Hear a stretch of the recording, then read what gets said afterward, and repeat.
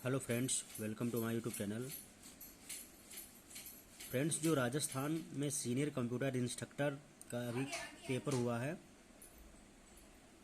उसका पेपर मैं सॉल्व कर रहा हूँ। तो फ्रेंड्स, अभी इसकी फाइनल आंसर की ऑफिशियली तो नहीं आई है, बट जो questions according to me correct हैं वो आप देख सकते हो। ज़्यादातर मैंने क्वेश्चन सॉल्व कर रखे हैं। ओके, तो चलिए स्टार्ट करते हैं। तो सबसे पहले क्वेश्चन आपका पैडोलॉजी पूछा गया है, पेडोलॉजी से टीचिंग एप्टीट्यूड के regarding. What efforts should be made by the teachers to explain technical terms of difficult concept of a lesson. Okay, तो इसमें पहला ऑप्शन दे रखा है explaining with the help of examples, B option है explaining with the help of TLM, C option है explaining with the help of a drawing diagram on the black board, और D option है all of the above. ठीक है, तो इसमें आपका जो करेक्ट आंसर है वो है all of the above. Okay, क्योंकि इसमें चारों ऑप्शन सही हैं, तीनों ऊपर के सही, इसलिए फोर्थ ऑप्शन आपका सही है। इसको आप हिंदी में देख सकते हो।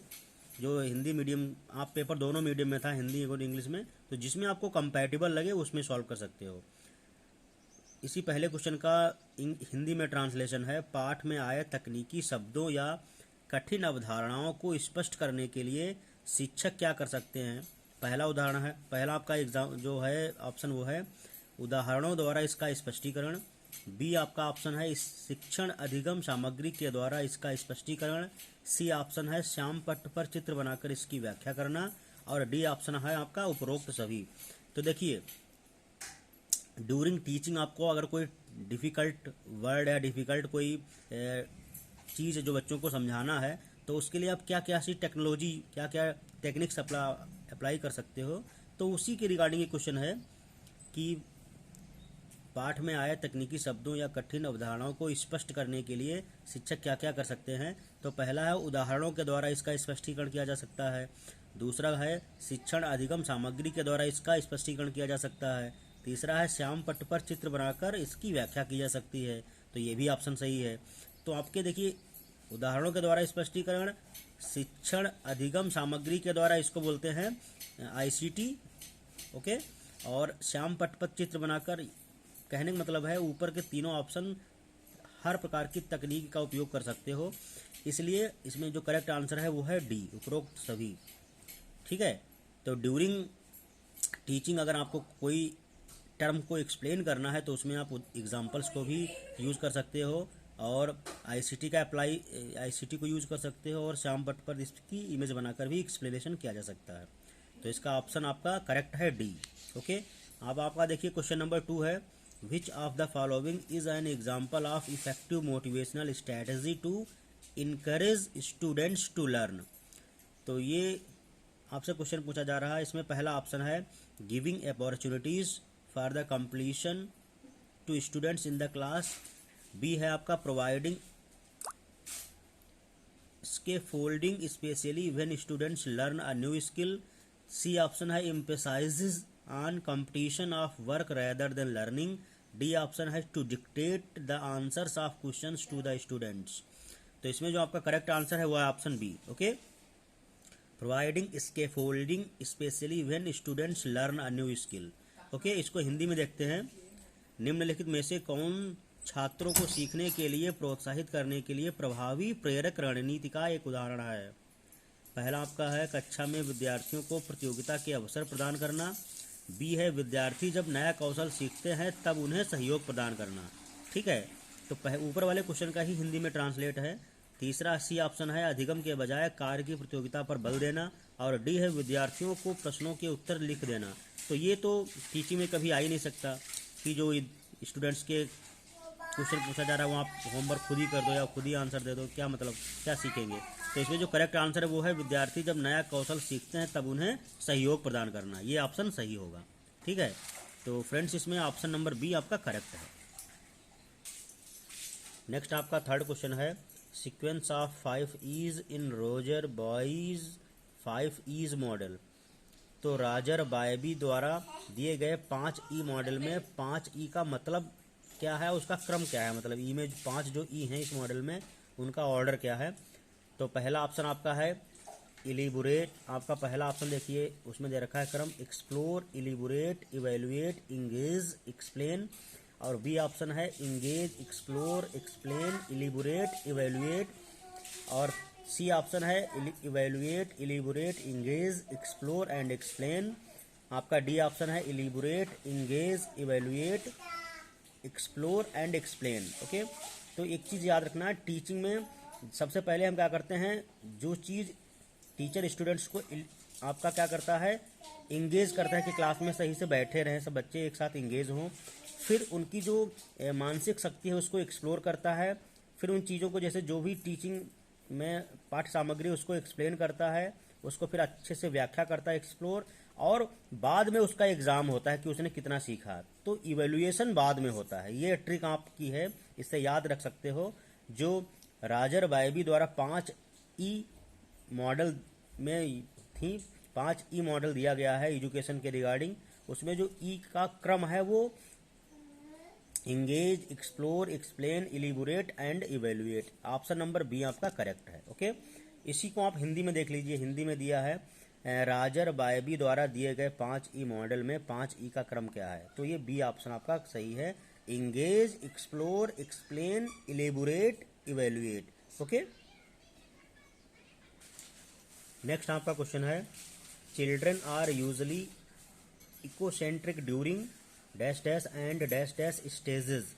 ओके, तो पहला आपका इसमें ऑप्शन है sensory motor pre operational, B option है फॉर्मल ऑपरेशनल सेंसोरी मोटर, और आपका सी ऑप्शन है प्री ऑपरेशनल कंक्रीट ऑपरेशनल, और डी ऑप्शन आपका है कंक्रीट ऑपरेशनल और फॉर्मल ऑपरेशनल। ठीक है, तो ये आपका पैडोलॉजी का ही क्वेश्चन है, तो इसमें ऑप्शन नंबर आपका ए करेक्ट होगा।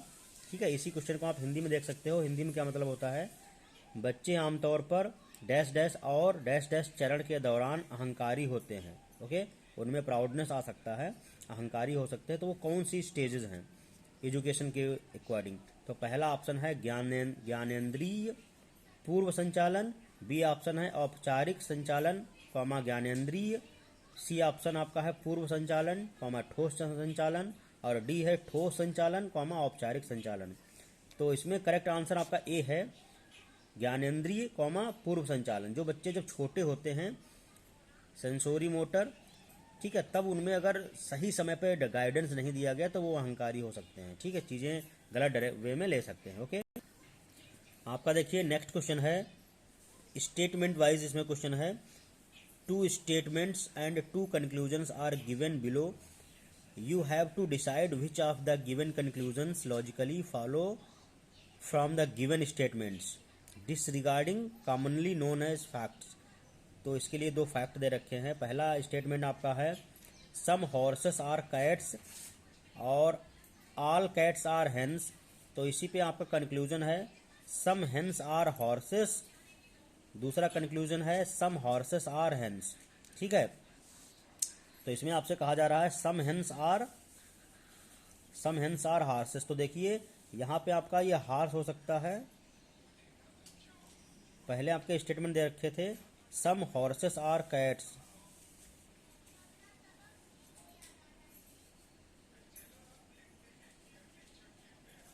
सम horses are cats, all cats are hens. तो देखिए ऑल कैट्स आर, ये हमने कैट का डायग्राम बनाया है, ये आपका जैसे कैट है, तो ऑल कैट्स आर हेन्स, तो ये जितनी भी कैट्स हैं ये सभी बिल्ली हैं। देखिए ये आप हेन्स कर सकते हो, ये हेन्स है। ठीक है, उसके बाद है सम हॉर्सेस आर कैट्स, तो सम हॉर्सेस आर कैट्स ये बन सकता है। ठीक है, ये आपका हॉर्स है। ओके, तो इसमें कह रहा कि कौन सा आप कंक्लूजन आपका इसके बेसिस पे कौन सा ऑप्शन सही होगा। तो इसमें सम हेन्स आर हॉर्सेस, तो यहाँ से देखिए सम हेन्स आर हॉर्सेस हो सकता है, बिल्कुल सही है। ओके, उसके बाद दूसरा आपका है some horses are hens, some horses are hens, तो ये भी बिल्कुल सही है। तो इसलिए आपका है both conclusion are correct, both conclusion follow both conclusion first and second follow, तो दोनों आपके कंक्लूजन फॉलो करते हैं। ये क्वेश्चन आपका हिंदी में देखिए, दो कथन और दो निष्कर्ष नीचे दिए गए हैं। आपको यह निश्चित करना है कि निम्न में से कौन सा निष्कर्ष सामान्यतः ज्ञात तथ्यों को न मानते हुए दिए गए कथनों का तार्किक रूप से अनुसरण करता है। तो आपका कथन है कुछ घोड़े बिल्लियां हैं, सभी बिल्लियां मुर्गियां हैं। तो इससे निष्कर्ष आपका क्या निकलता है, कुछ मुर्गियां घोड़े हैं। दूसरा आपका निष्कर्ष है कुछ घोड़े मुर्गियां हैं। तो इसमें आपका ऑप्शन दे रखा है केवल निष्कर्ष 1 अनुसरण करता है, बी ऑप्शन है केवल निष्कर्ष सेकंड अनुसरण करता है, सी ऑप्शन है दोनों निष्कर्ष फर्स्ट एंड सेकंड अनुसरण करते हैं, डी ऑप्शन है ना तो निष्कर्ष फर्स्ट ना ही सेकंड अनुसरण करते हैं। ठीक है, तो इसको आप डायग्राम बना के अच्छे से देख सकते हो। सबसे पहले तो इसमें ऑप्शन अभी मैं इंग्लिश में बता चुका हूँ, इसमें जो करेक्ट आंसर है वो है सी, दोनों निष्कर्ष फर्स्ट और सेकंड अनुसरण करते हैं। ओके, नेक्स्ट इसमें क्वेश्चन है A question and two statements are given below. You have to decide whether statement is sufficient to answer the given question. How much money do R and S have together? Okay, तो इस question में दो statement दे रखे हैं। पहला है S has 200 less than T और सेकंड आपका है R has 300 more than T. Okay, तो इससे आपको R और S के पास कितना पैसा है, इसका मतलब है how much money do R and S have together, कितना दोनों आर और एस के पास टोटल कितना पैसा है, ये डिसाइड करने के लिए आपको कौन से स्टेटमेंट की ज़रूरत पड़ेगी। तो इसमें दोनों statement both first and second are sufficient, दोनों स्टेटमेंट सफिशिएंट होंगे तभी आप आर और एस के पास कितना पैसा है ये पता कर सकते हो। ठीक है, बहुत ही ईजी क्वेश्चन था। हिंदी में देखिए इसको, एक प्रश्न और दो कथन नीचे दिए गए हैं। आपको तय करना है कि दिए गए प्रश्न तथा उत्तर देने के लिए कौन सा कथन पर्याप्त है। पहला आपका है आर और एस के पास एक साथ कुल कितना धन है, ये आपको बताना है। तो इसका कथन दे रखा है, पहला एस के पास टी से 200 रुपये कम है, मतलब एस के पास जितना पैसा है टी के पास 200 रुपये कम है। ठीक है, और दूसरा है आपका स्टेटमेंट आर के पास टी से 300 रुपये ज़्यादा है और आर जो है उसके पास टी से 300 रुपये ज़्यादा है।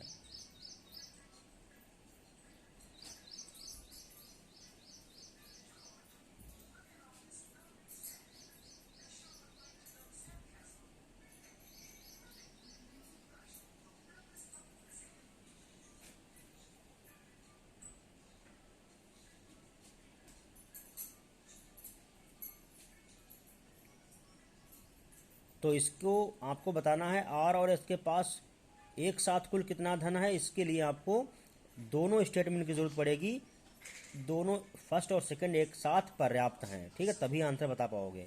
ओके, जैसे इसके पास टी से 200 रुपये कम है तो हमने माना टी के पास 500 रुपये है, समझना, टी के पास 500 रुपये है तो एस के पास कितना हो जाएगा, 200 रुपये इससे कम है तो इसका मतलब 300 रुपये आर के पास एस के पास है। ओके, और आर के पास टी से 300 रुपये ज़्यादा है तो टी के पास कितना है 500, तो आर के पास कितना हो जाएगा 800। ठीक है, तो दोनों के पास 8 3 1100 रुपये हो जाएगा। क्लियर, तो दोनों स्टेटमेंट की ज़रूरत यहाँ पे है एक साथ। ओके,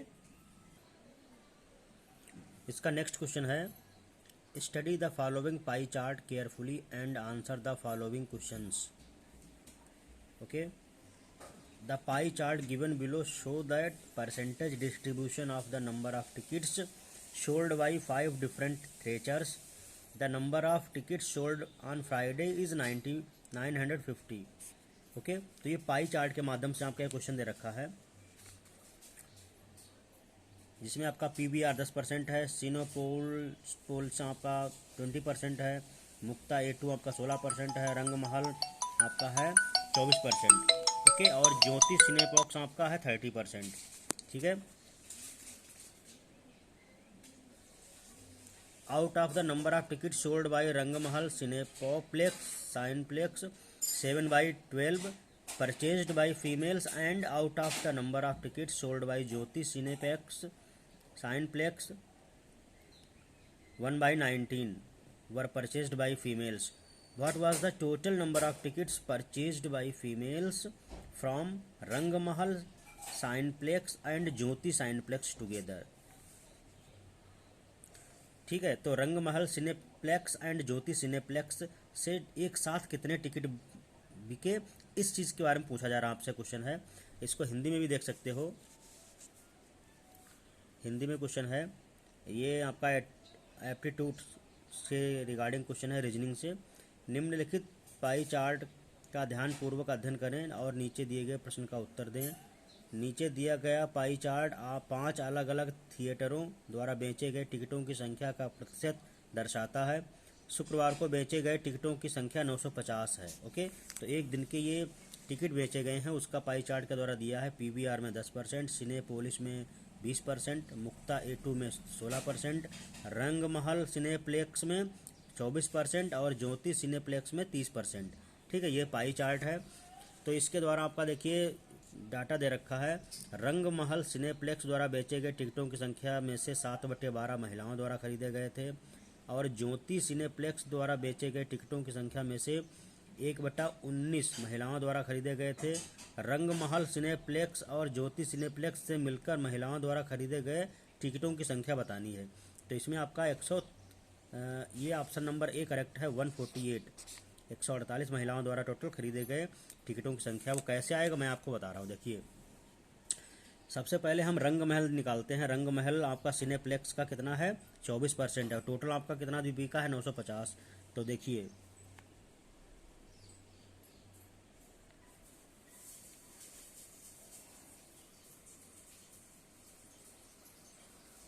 24% है तो 24% आपका 950 में से निकालो। 950 में से तो आपका कितना हुआ, ये 10 बचा, 2 पंचे 10 और यहाँ ये 12 आ गया और ये आपका 5 से कटा तो ये 19 आ गया।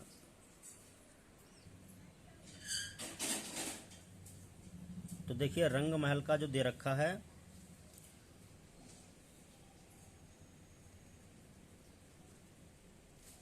रंगमहल का जो है 24% है।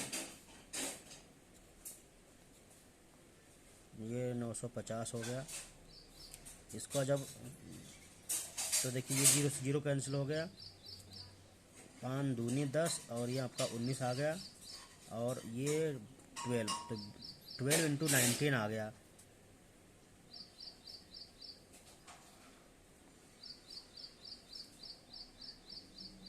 तो 19 दूनी 38 के 8 हासिल 3, 19 1 19 और 3 22, 288 ये डेटा आया। ठीक है, अब 288 आपका ये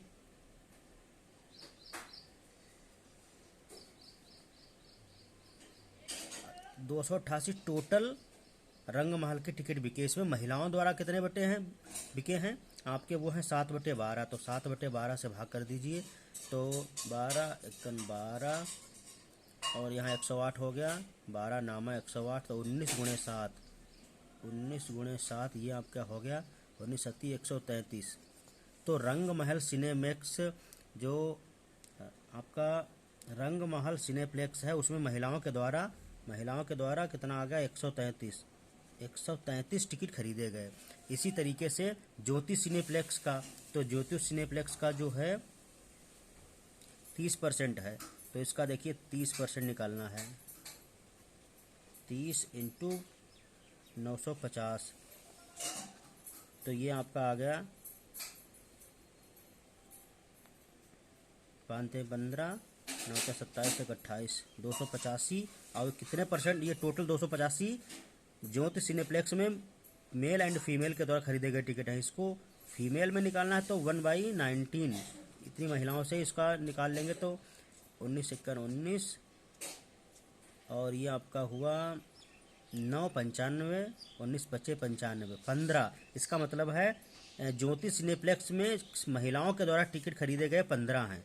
ठीक, और रंगमहल में महिलाओं के द्वारा 133। तो दोनों को जो जोड़ोगे तो आपका आ जाएगा 133 + 15 148।